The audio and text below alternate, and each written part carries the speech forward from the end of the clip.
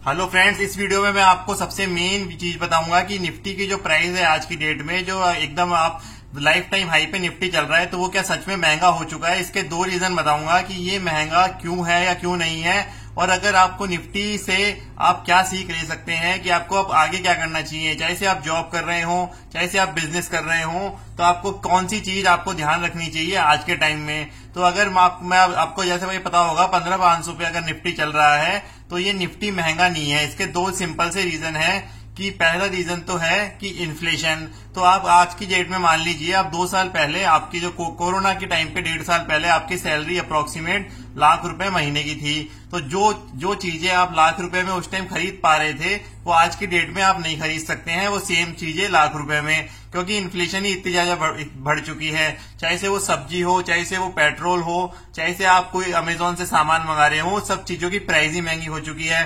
तो मान लीजिए अगर 13-14 हजार का निफ्टी अगर 15,000 हो भी जाता है, तो 10-15-20% का जो गैप है वो तो केवल इन्फ्लेशन का ही है। और दूसरा मेन रीजन, जब भी कभी भी मार्केट में मंदी आती है, तो जो असेट्स होते हैं वो जो गरीब लोगों के पास है, गरीब लोगों के पास जो असेट्स है वो अमीरों पे ट्रांसफर हो जाते हैं। तो निफ्टी में क्या होता है, निफ्टी एक इंडिया की टॉप 50 कंपनीज होती है जिसके पास सबसे ज्यादा पैसा होता है, सबसे ज्यादा मार्केट कैप होती है। तो जो गरीबों का जो पैसा होता है वो ऑटोमेटिकली अमीरों में ट्रांसफर होता है। इसका मैं अगर आपको प्रैक्टिकल वे में समझाऊं, तो जो छोटी छोटी कंपनियों का जो बिजनेस होता है, जो निफ्टी से नीचे की कंपनीज होती है, उनका बिजनेस क्या होता है, वो निफ्टी की जो बड़ी बड़ी कंपनीज है उनके पास चला जाता है। तो इससे क्या होता है, उनका बिजनेस वो और ज्यादा बड़े हो जाते हैं। तो जो ये रतन टाटा है या फिर कोई भी, जैसे टाटा स्टील का भाव धीरे धीरे बढ़े जा रहा है, मुकेश अंबानी का रिलायंस धीरे धीरे बढ़े जा रहा है, या अदानी की सारी कंपनियों की वैल्यूएशन बढ़ती जा रही है,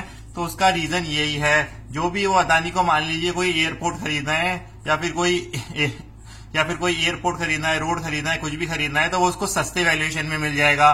तो मान लीजिए अगर 100 रुपए की चीज जो नॉर्मल वैल्यूएशन में चलती कोरोना से पहले, अगर वो 70 रुपए पे खरीद लेगा, तो 30% की वैल्यूएशन उसकी ऑटोमेटिकली बढ़ जाएगी। और वो नेचुरल रिसोर्स के जो चीजें पहले अपन बेचने की सोचती भी नहीं थी गवर्नमेंट, वो भी कोरोना की वजह से उसको बेचनी पड़ेगी, क्योंकि ताकि वो गवर्नमेंट उसको गरीबों के लिए जो फंड चाहिए और भी ज्यादा, तो वो असेट बेच के ही आ पाएंगे, क्योंकि जो और कोई टैक्स कलेक्शन डायरेक्ट या इनडायरेक्ट टैक्स तो हो नहीं रहा है। तो अगर आपको गवर्नमेंट को कोई भी योजना करना है या फिर कुछ भी आपको बहुत बड़ा स्टिमुलस पैकेज देना है, तो आपको क्या तो असेट बेच के करना पड़ेगा या फिर नोट छाप के करना पड़ेगा। नोट छापोगे तो इन्फ्लेशन बढ़ जाएगी, और असेट बेचोगे तो आपको सस्ती बेचनी पड़ेगी। अगर आपको सस्ती बेचोगे तो आपको निफ्टी की कंपनीज में ही बेचनी पड़ेगी, बहुत बढ़िया आप असेट बेचोगे तो, क्योंकि उन्हीं के पास पैसा है। तो आप उनको जब भी आप सस्ती असेट बेचोगे तो उनकी जो कंपनी की वैल्यूएशन है ऑटोमेटिकली बढ़ जाएगी। तो अब हम इसका क्या करें। मान लीजिए आपकी सैलरी 1 लाख रुपए है 2 साल से, और 2 साल से आपका सेम सैलरी है, आपकी कंपनी कोरोना की वजह से सैलरी नहीं बढ़ा रही। तो एक तरह से आपको माइंड में ये तो रखना पड़ेगा कि आपकी 1 लाख रुपए सैलरी नहीं है, वो आज की डेट में 80,000 हो चुकी है। तो आप अगर सोच रहे हैं कि आपकी सैलरी सेम है, या फिर आपके बिजनेस करते थे 1 लाख रुपए कमा रहे थे, वो आज भी 1 लाख रुपए कमा रहे हैं या कम हो गया, तो ये 20% का डिफरेंस तो आप अपने आप ही कम कर लीजिए कि 20% से जो चीजें वो वही महंगी हो चुकी है। तो आप अपने माइंड में रख लीजिए, आपकी सैलरी बढ़ी या फिर सेम नहीं है, आपकी सैलरी कम हो चुकी है 20% से, या आपकी बिजनेस इनकम अगर सेम है तो वो 20% से कम हो चुकी है, क्योंकि सारी चीजें ही महंगी हो चुकी है। और तो आपको पहले तो ये करना चाहिए, क्या कोई भी चांस है कि आपकी ये बिजनेस इनकम या सैलरी इनकम बढ़ जाए, तो आपको उसके लिए ट्राई करना चाहिए किस तरह से। और अगर आप मान लीजिए आप नहीं कर पा रहे हैं कोरोना की वजह से, या फिर अपॉर्चुनिटी नहीं मिल पा रही है, या फिर आपको मान लीजिए बिजनेस कर रहे हैं तो आप बिजनेस में बिकॉज ऑफ लॉकडाउन आप वो नहीं कर पा रहे हैं, तो आपके पास कोई भी सरप्लस बनी है तो आप उसको इन्वेस्ट कर दीजिए निफ्टी में, निफ्टी की कंपनीज में इन्वेस्ट कर दीजिए, जो भी मार्केट लीडर है, टाटा स्टील, रिलायंस, अदानी, इन सब कंपनीज में आप इन्वेस्ट कर दीजिए।